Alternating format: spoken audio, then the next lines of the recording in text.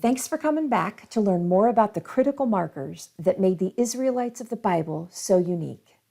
The last time, we heard all about the first T of tribe, and this time we're going to focus on the second T, which is territory. The land itself, that piece of their earth, is incredibly important to ancient as well as modern people of Israel. So let's take a closer look at their territory. But first, let's make sure we can find it. If we start with the world, find Africa and locate the Mediterranean Sea, which sits on the top of it. Now go all the way to the eastern edge and find what's known as the Fertile Crescent, which is the black line that's drawn on your screen. Now let's zoom in on that fertile area. The land in green here is the Fertile Crescent of the previous map. And you can see how the desert of Saudi Arabia in the south and the mountains in the north create some natural boundaries that would have been tough for ancient people to cross in biblical times. The Promised Land of Israel is a small portion of this crescent. It's contained in the yellow oval.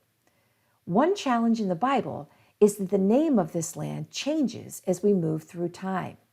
It starts out being called Canaan after its indigenous people, but it's also referred to as Israel, Judah, Yehud, and Palestine, depending on who's ruling it at the time of the story that you're reading. But that yellow oval is where most of the action of our Bible takes place, so let's zoom in there for a little closer look. To get our bearings in the land of Israel, first locate that kidney-shaped body of water towards the top. That's the Sea of Galilee. The water runs from there into the Jordan River and then on into the Dead Sea. This is generally held as the eastern border of the territory. The Mediterranean Sea forms the western border.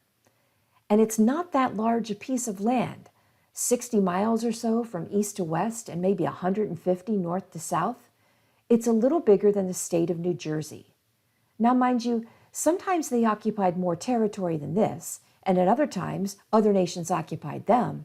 But this territory is a vital piece of Israelite identity because in Genesis 15:18, the text reports that on that day, the Lord made a covenant with Abram and said to him, "To your descendants I will give this land, from the Wadi of Egypt to the great river, the Euphrates."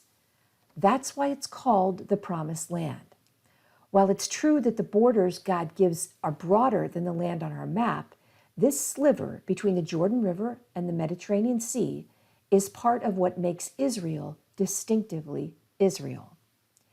In the Old Testament, or the Hebrew Bible, the book of Joshua tells the story of Israel coming to take possession of the territory from the indigenous inhabitants who lived there, mostly a people group known as the Canaanites. Let's save the issue of conquest for another time, because yes, there are definitely some ethical issues there. And I'll just point out how the conquered land is divided amongst the 12 tribes, like this. In the Bible book of Joshua, you'll find great detail of which tribe got which plot of land. Chapters 13 to 19 might be one of those sections where you'll want to have a map like this one handy so you can better grasp what you're reading.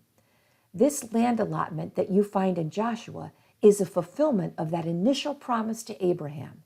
So the Israelites are to take possession of the territory, and each tribe should settle there and cultivate it and thrive.